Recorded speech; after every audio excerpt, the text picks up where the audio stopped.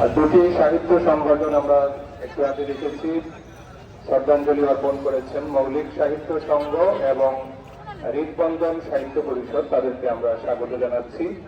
যারা এখন আমরা দেখতে পাচ্ছি সিলেট বৌদ্ধ সমিতি, তারা শ্রদ্ধাঞ্জলি অর্পণ করছেন, তাদেরকে আমরা স্বাগত জানাচ্ছি। সকাল থেকে যারা সারিবদ্ধভাবে শহীদ মিনারে এসে সাহিত্য পরিষদ, মৌলিক সাহিত্য সংঘ শ্রদ্ধাঞ্জলি অর্পণ করেছেন, তাদেরকে আমরা ধন্যবাদ জানাচ্ছি।